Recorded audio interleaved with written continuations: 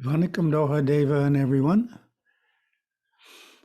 Om Sahana Bhavatu Sahana Bhunaktu Sahaviryam Karavavahai Tejasvinavaditamastu Ma Vidvishavahai. Om Shanti Shanti Shanti.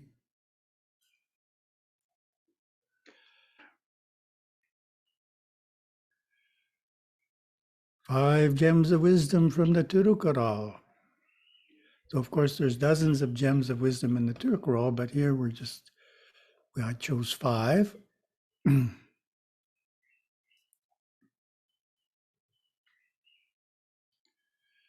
Oh, for anyone who doesn't know, the Tirukural has 133 chapters divided into 3 parts. Part 1 is on virtue, Part 2 on wealth, and Part 3 on love. Our presentation this afternoon focuses mainly on Part 1 on virtue. It has 38 chapters. So we have a paragraph by Gurudeva, introduction to our English translation, and an old photo I'll tell about in a second.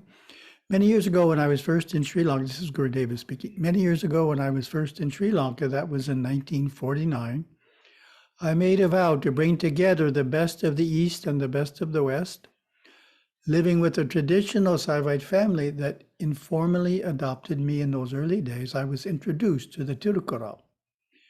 I found it to be one of the most important scriptures in all of Asia, so enchanting and so very practical, contains wondrously no-nonsense insights on life, teaching us how to deal with the various feelings and circumstances that we encounter in our internal life and our interactions with others.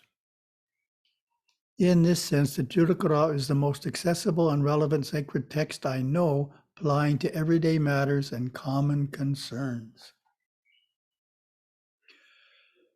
Oh, there we have Gurudeva. This photo is probably, what do we think, 1980 possibly. Yes, in the 70s or 1980 would be the latest.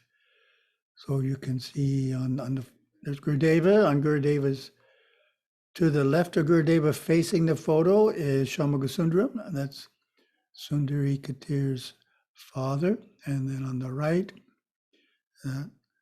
younger looking monk is Sadashivananda Swami.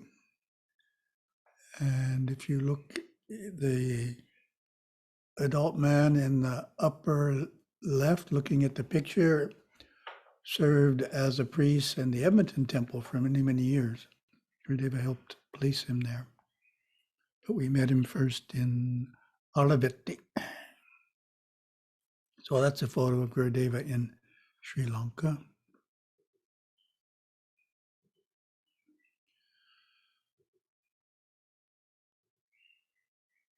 Later in the introduction, Gurudeva makes the following statement about why the Kural is relevant to modern life. In fact, one of the striking revelations readers may have as they go through this text is how little has changed in 2 millennia. People basically have the same worries, face the same fears and personal challenges, struggle with the same weaknesses and foibles, cherish the same aspirations for goodness and nobility. And sadly, they have the same propensity for dishonesty and corruption. How much we are today like the people the weaver writes about is a most stunning fact. Consequently, we may be startled at the aptness of this old Indian craftsman's words, for they apply fully to us today as mankind enters the 3rd millennium since the work's creation. There is indeed not a single Kural that seems outmoded or irrelevant to our modern life. That in itself is an amazing fact.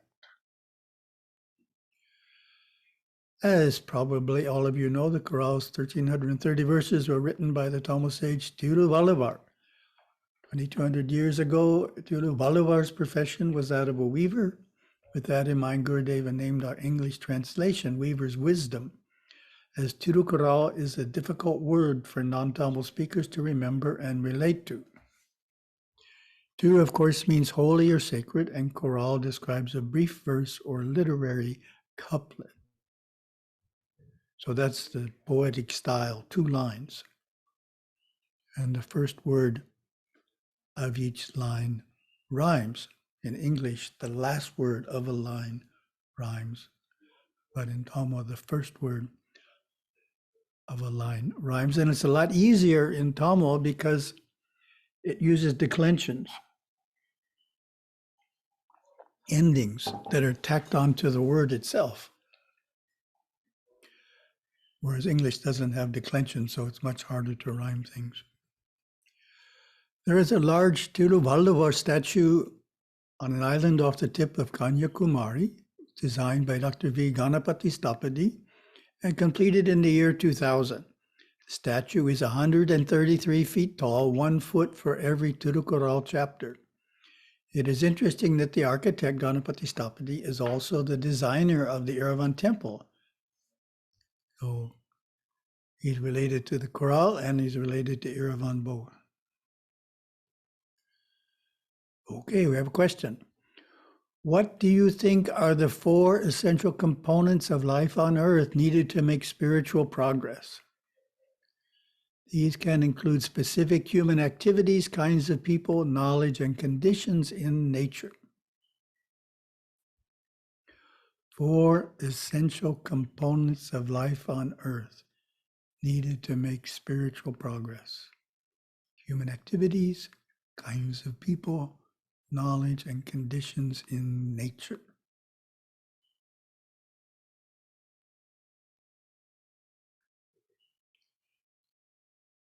It is in the prologue of part 1 on virtue that Tiruvalluvar's answer is found in the choice of the subjects for the 4 chapters.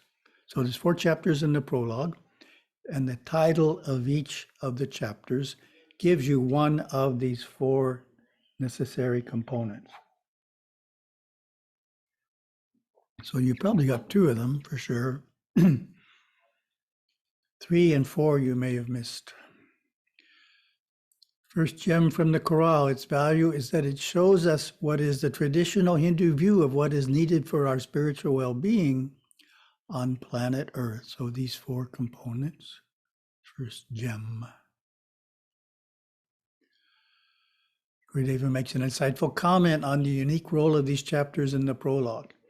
It is in these first 4 chapters that the weaver, referring to Tiruvalluvar, creates the warp, the strong taut strands that stretch from one end of the loom to the other.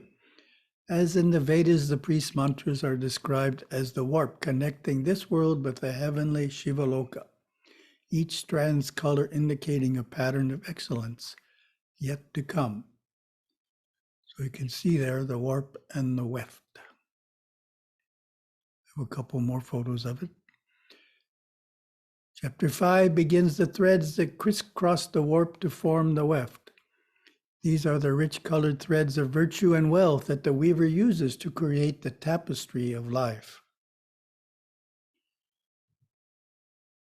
First essential component of life on earth needed to make spiritual progress is probably the most obvious and is found in chapter 1. Chapter is entitled Praising God. Kadavulvaltu.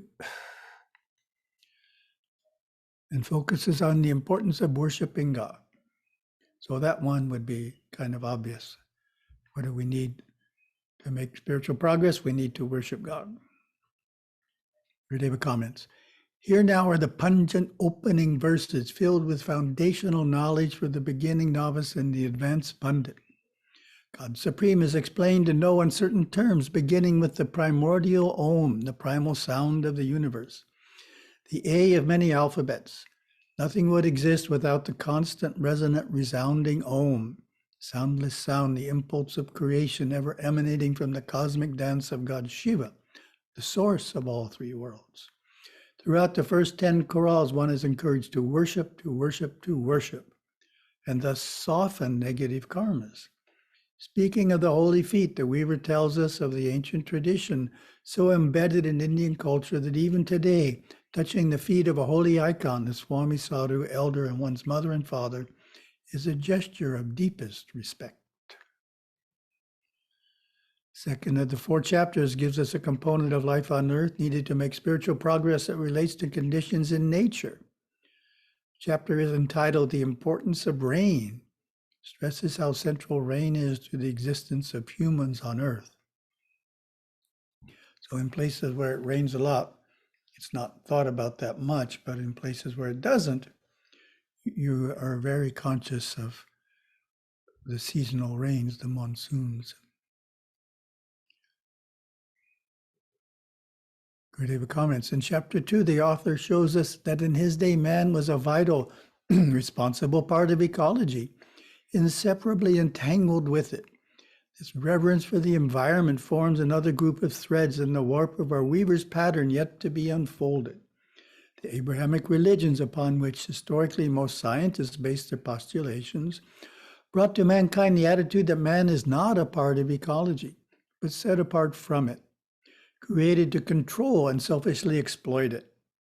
This perspective has led to mountainous problems. Pollution, waste, and deforestation, extermination of whole species, drought, and much, much more. The weaver speaks eloquently of rain in chapter 2, and in verses throughout the book he says that dharmic or good behavior of the people brings rain, hence wealth, and adharmic or unvirtuous behavior brings drought, hence poverty, leading to famine. Point is made that should rain fail, the worship within the temples and home shrines of God and the gods would cease, and the joyous festivals, which during that time were many, would be held no more. Definitely need the rain. So that one you may have not gotten, but the next one, unless you know the Tirukural, you'll probably not have thought of. Third essential component of life on earth needed to make spiritual progress is the one that will be a surprise to some. The chapter is entitled Greatness of Renunciates. I think it's Niktar Perumai. Gurudeva comments, chapter 3 creates another warp on the weaver's loom, the taut threads of the renunciate and ascetic. For in his day, it was the sadhu, swamis, and rishis who guided community leaders and individual seekers on the right path and kept the monarch on the side of dharma, divine law and order. Verse 21, the weaver tells us how the Vedas exalt the greatness of virtuous renunciates above every other good. And in verse 29, he explains that pious men who have compassion for all life are looked up to and respected as the priestly ones. Those are all Ramakrishna order monks there. See their symbol in the background. Sannyasins in Tiruvallur's time were certainly held in high regard. However, imagine a conversation in modern times. One parent says his son has a master's degree in computer science. Another parent says his daughter is a doctor of plastic surgery. And a third says his son is a sannyasin. What would the reaction be? The answer is self-evident. Today we have an abundance of Hindu doctors and engineers and a shortage of sannyasins because the importance of sannyasins to Hinduism is not widely understood. But they are the natural ministers of Hinduism, and Hinduism is definitely in need of more ministers to spread knowledge. So that's BAPS Swaminarayan there on the right. Huge number of sadhus, as they call them. The fourth essential component of life on earth needed to make spiritual progress is again obvious and is found in chapter 4. The chapter is entitled Asserting Virtue's Power. Stresses the importance of living a life that is pious, meaning one that follows virtue and fulfills duty. So that again would be one I'm sure everyone got in the question answer. Gurudeva comments, chapter 4, Asserting Virtue's Power, defines the fourth set of strands in the pale-colored, many-threaded warp on the weaver's word loom. This completes the 4-part set of lengthwise strands and forms the base of the cloth. the white threads of Shivaness, the transcendent blues of rain, or Akasha, the saffron yellow threads of sacrifice and renunciation, and the violet rays of virtue. Excuse my yellow, it's not really saffron yellow.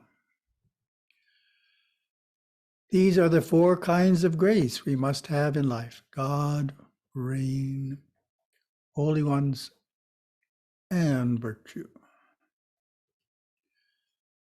Gurudeva gives a suggestion as to how to study the Tirukural. As you go through the verses in this holy book, take in the essence of what is being said. Try to refrain from analyzing each word or phrase. Endeavor to catch the spirit of a land, a government, a religion, a people free from toil, free from conflict, and free to express themselves, to thrive and grow. Thousands upon thousands have approached these verses as a friendly guide to life's challenges in the following way. While holding the book between both hands, keeping an open mind, think Om, Om, Om, and on the third recitation of Om, open the book at random. The first verse your eyes fall upon becomes your meditation and insight for the day, answering the questions weighing upon your mind. This is done for 365 days for several years. The essence of this amazing seer's wise observation becomes embedded deep in the subconscious, thus becoming an intrinsic part of your life. So that's the goal for it, the wisdom within it to become an intrinsic part of your life.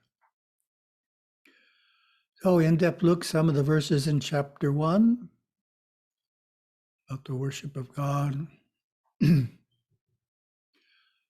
Choral 2 reads, "What has learning profited a man if it has not led him to worship the good feet of him who is pure knowledge itself?"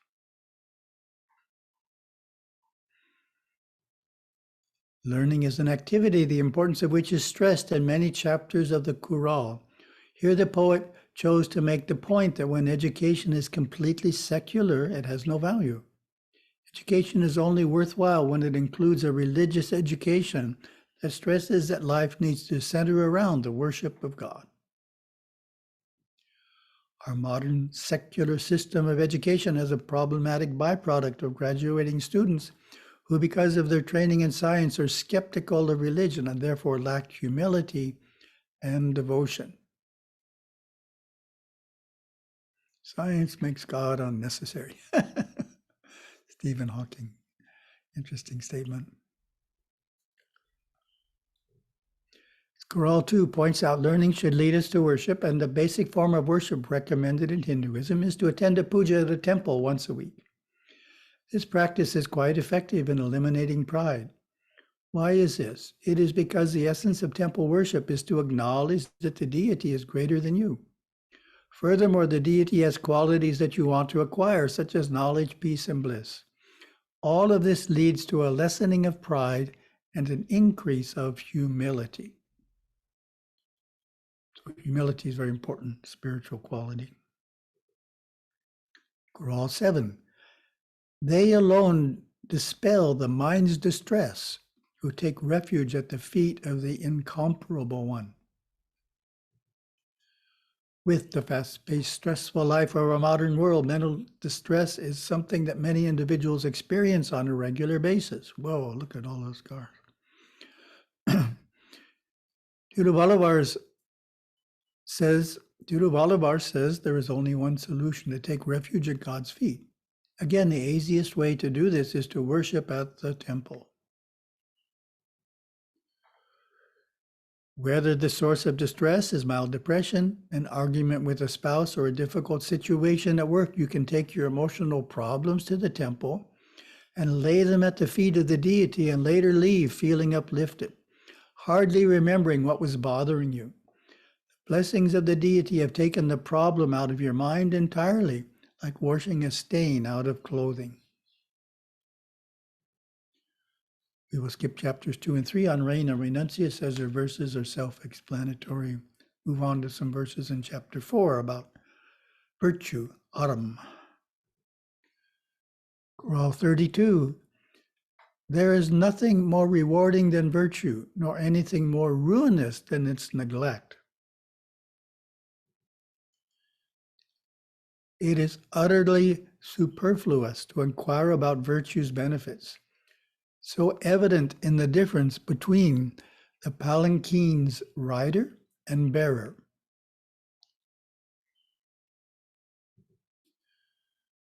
When it comes to what we can take from this life to the next, there we go, off to the next. Wealth is something that we cannot take with us, whereas merit from our good deeds is something that we cannot avoid taking with us. In fact, Bolivar makes the point in verse 36. Don't tell yourself you'll be wise enough to practice virtue tomorrow. Do it now, for it will be your deathless companion when you die. So we take all the punyam with us, guaranteed. Next, we have 2 verses encouraging the performance of good deeds and noting that true joy comes from them. Be unremitting in the doing of good deeds. Do them with all your might and by every possible means. Only virtuous deeds abound in true joy. All other deeds are empty and devoid of distinction. Gurudeva made a similar statement, linking happiness to good deeds. He stated, if you want to attain happiness, make others happy. That is a wonderful statement. Quite often we are unhappy because we are self-centered. We are in a selfish state of mind, concerned only about our life, our problems, our challenges. Life is not treating us fairly, we think. So we are unhappy. What's the antidote? Do something for other people. Try to make them happy. He also taught, through service and kindness, you can unwind the subconscious mind and gain a clear understanding of all laws of life. Your soul will shine forth. You will be that peace. You will radiate that inner happiness and be truly secure simply by practicing being kind in thought, word, and deed.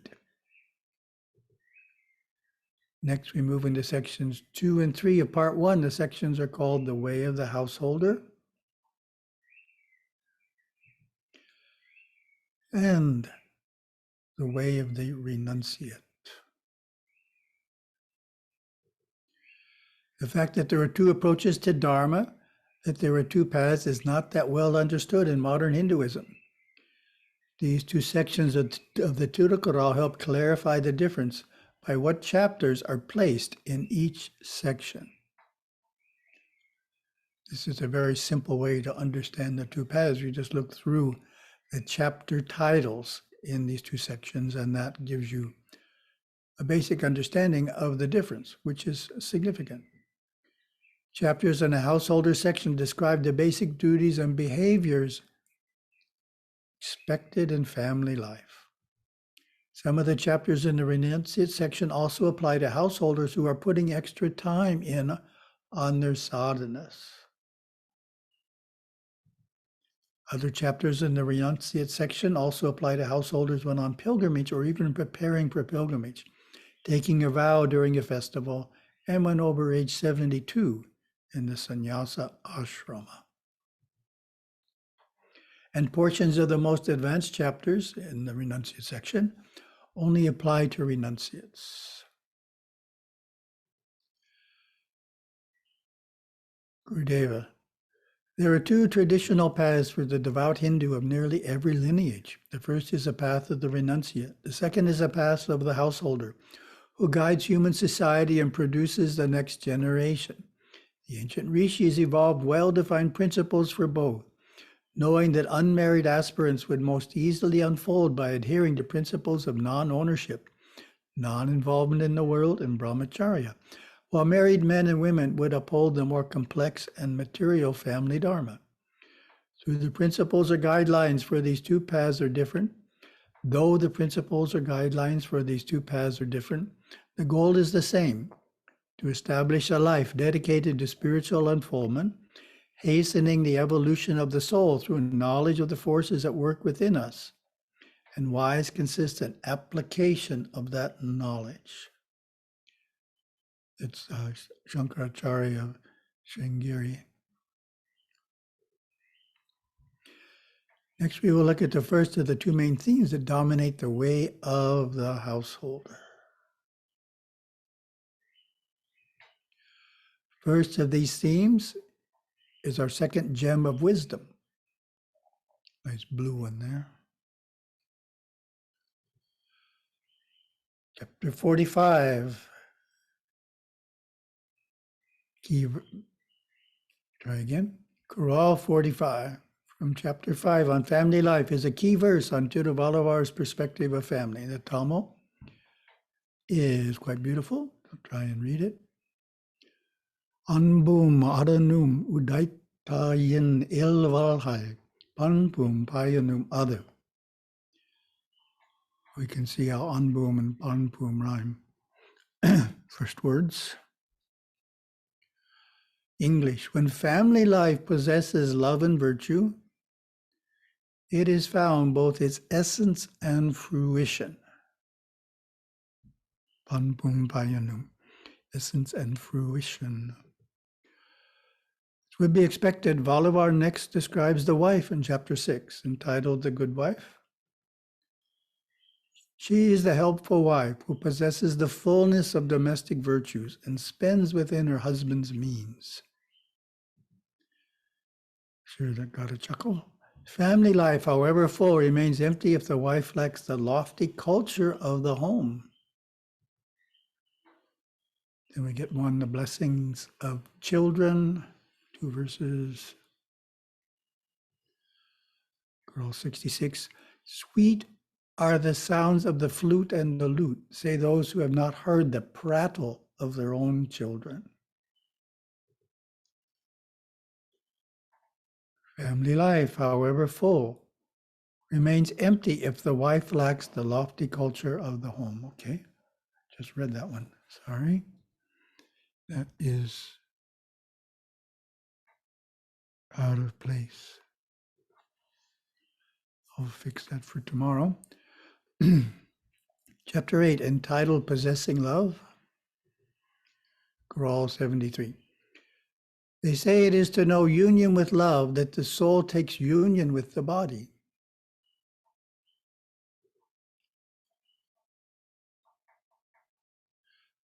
Love makes one affectionate toward all, and affection affords the priceless treasure of friendship.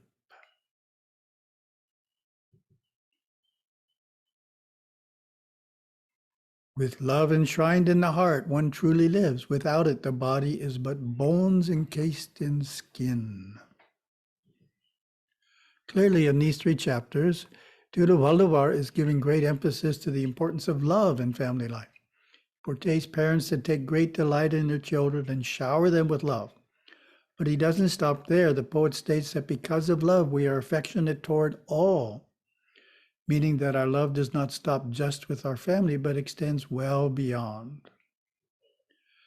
As we know too well, many modern Hindu families fall far short of Tiruvalluvar's high ideals of a family filled with love. Not only is love not usually expressed, children are often corrected with physical punishment. The children's chatter, rather than being experienced as a joy to the ear, is often a source of irritation, which leads to correcting the children by yelling. Clearly, Tiruvalluvar's loving approach needs to be incorporated more in modern family life. Despite the fact that the ideal of a loving, close-knit family is the ideal given to us by the Tirukural, I know of Hindus who feel it is a Western approach and not truly Hindu in nature. The following story is helpful in dispelling the idea that it is Western in origin. Swami Brahma Vidyananda tells of his upbringing in a family that did not use corporal punishment or harsh words. Hindu culture is kindness. It teaches ahimsa, non-injury, physically, mentally, and emotionally. It preaches against hinsa, hurtfulness. My personal experience taught me that. I grew up in a simple, humble family in India. My father was a teacher. He followed Hindu principles strictly. He was closely associated with Mahatma Gandhi, who always taught against violence. My parents never used harsh words or corporal punishment with me or my brothers, not even when we made mistakes. Rather, they guided us by communicating verbally. So that's the first 2 gems, 3 more gems to go for our next Zoom satsang. Doing on time here, we're still okay.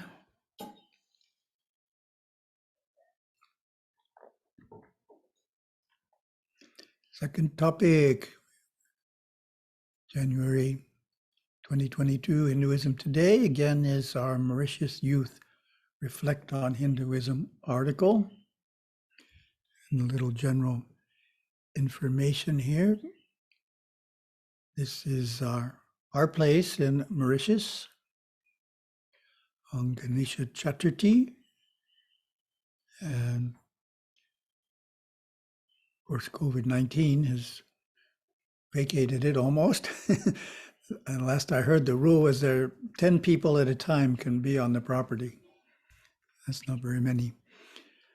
So when Ganesha Chaturthi pre-COVID-19 was functioning, have a few thousand people for the actual Visarjana, and then throughout the day, people would be coming. One of the patterns there is particularly elderly people use buses and they drive to numerous temples throughout the island. So different buses would be constantly coming, and I'm told that up to 10,000 devotees come from early morning through late afternoon.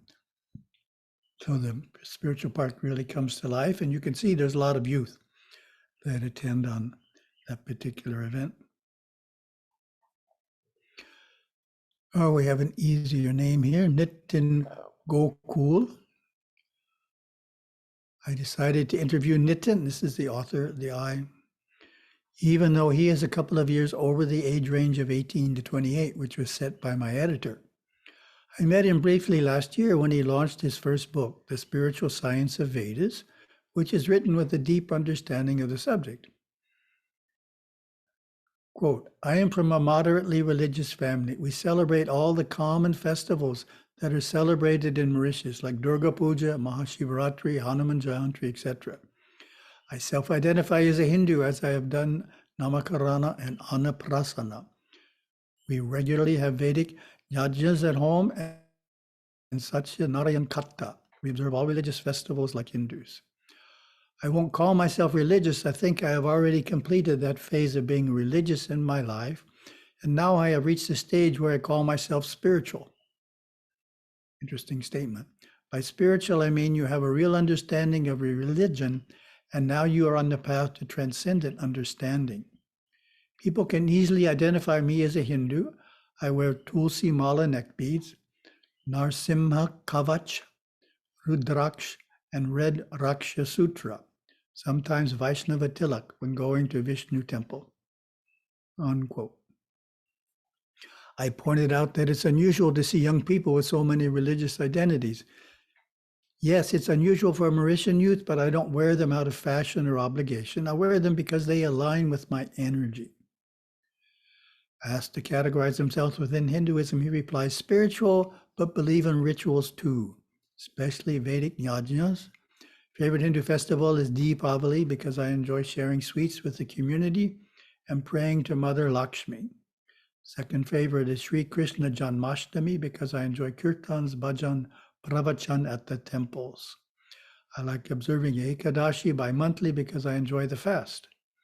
But I don't enjoy the annual performance of Shraddha, the worship done for deceased ancestors. I feel the caste system is present on the island, but this doesn't bother me, as I know the original caste system preached by Lord Krishna in the Bhagavad Gita. I don't want to change anything about Hindu society except to introduce something. Mauritian youth are very religious, but they need proper guidance, a more systematic education in religion in the form of a gurukul. All youth have a phase in their life when they are feeling alienated spiritually, but they don't have a place for systematic guidance. They're interested in spirituality for some time, but nobody does follow-up once they lose interest. Some of them eventually find their way back into spirituality, but many are lost to peer pressure and to addiction, which is the biggest problem for Mauritian youth these days. So we have an addiction problem there. Oh, the next one is taking up what number of Zoom satsang participants have been suggesting, which is a way for me to answer questions as part of the Zoom satsang. So we have launched that. We have a new email address just for questions. So you can send in questions to satsang@hindu.org. And these are questions designed for the presentation. So we don't want personal items. You think I'll get married next year? That one won't work. We need something more general that everyone would take an interest in. So that's a new opportunity, and please take advantage of it. That will stop sharing.